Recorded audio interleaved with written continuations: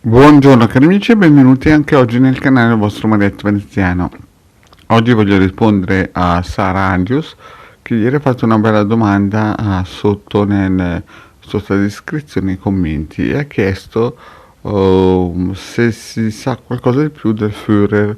E chiaramente io posso riportare solo alcune cose che ho sentito a piccolino. Bene, ma prima di iniziare vi chiedo, se non avete ancora fatto, di iscrivervi al canale di Legarda Marietto Veneziano, di venirci a trovare sui nostri gloriosi gruppi social, e qui sotto in descrizione vedete i link. Se volete anche lasciare un commento per fare domande in futuro, che se riesco rispondo, è ben accetto, e se vi scappa anche un super like, bene. E vi voglio ricordare che lunedì sera alle 20:30 abbiamo un percorso esoterico su Telegram e siete tutti invitati, e il link lo trovate sempre qui sotto in descrizione. Adesso vediamo un po' chi era questo Führer. La prima volta che ne ho sentito parlare avevo 10 anni e praticamente il vostro Marietto era in cerca di amici, era in un paese in Italia vicino a Bologna che si chiamava ai tempi Bazzano, no? E andava in un castello perché era in altura e guardava all'orizzonte se vedeva dei bambini nelle varie strade, così che poteva andare a cercarli e poter giocare. Era estate, era verso luglio, cioè scusate, giugno-luglio, no? Quindi era mattina verso le 10, a un certo punto si volta e compare il capitano degli Alpini Torino. Prima di comparire si sentiva sempre un buon profumo, e a un certo punto si volta il vostro Marietto e vede arrivare questo signore sui 70 anni, era piuttosto anziano, e gli diceva: guarda, io sono venuto apposta per te da Torino. A che il vostro Marietto aveva 10 anni ed era l'unica persona che parlava con il vostro Marietto e lo stava ad ascoltare. E ci eravamo dati appuntamento ogni giovedì mattina alle 10, così che lui arrivava da Torino lì saranno stati 400 km, ma il vostro Marietto a quei tempi non capiva niente, pensava che il capitano degli Alpini di Torino abitasse in un quartiere di Bazzano che si chiamava Torino, no? E ogni tanto, cioè, parlavamo, mi spiegava un po' di cose della vita, della realtà.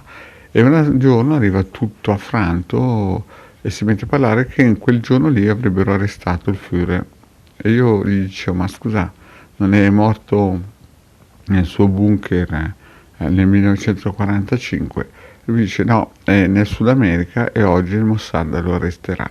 Allora ci siamo un po' messi a parlare e gli ho chiesto: ma scusa, ma perché non lo salvi, no? E lui mi disse, per il semplice fatto che ormai lui è un uomo vecchio, non gli faranno niente, ormai è andata così. E mi disse che era stato un grande uomo, un grande condottiero, e che aveva fatto del bene al suo popolo. Io dicevo: strano, ma mi dicono tutti che era un criminale di qua e di là.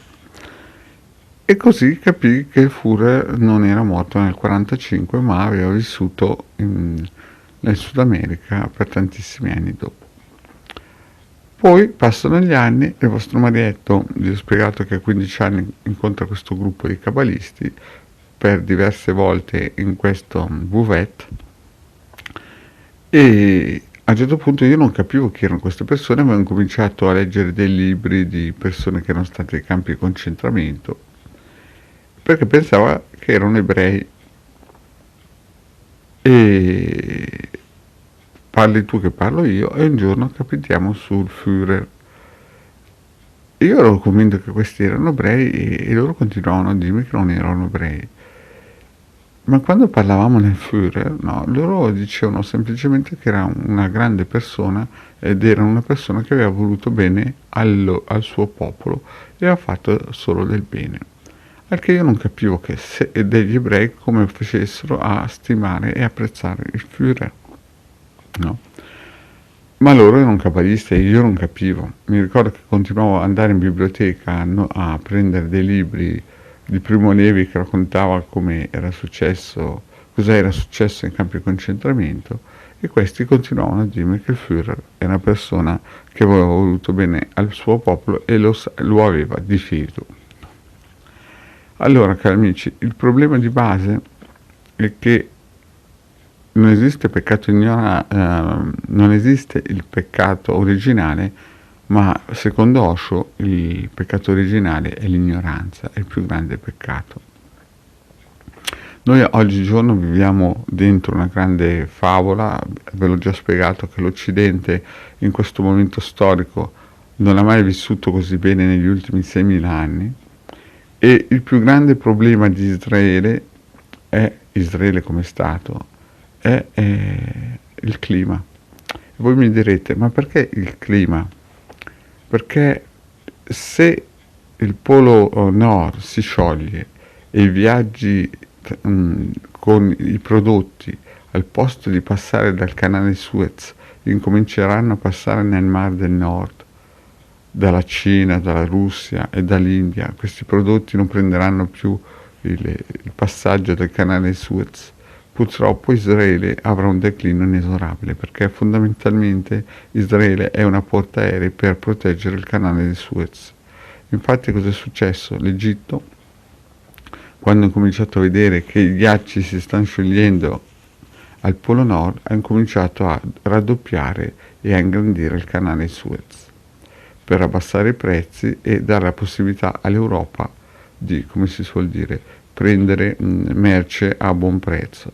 Quindi, e questo non lo dice il Marietto, ma lo dice un economista americano, premio Nobel, che ha detto semplicemente: il giorno che non interesserà più gli Stati Uniti a proteggere il canale di Suez e non avrà più bisogno di questa portaerei dal nome Israele, gli Stati Uniti abbandoneranno Israele.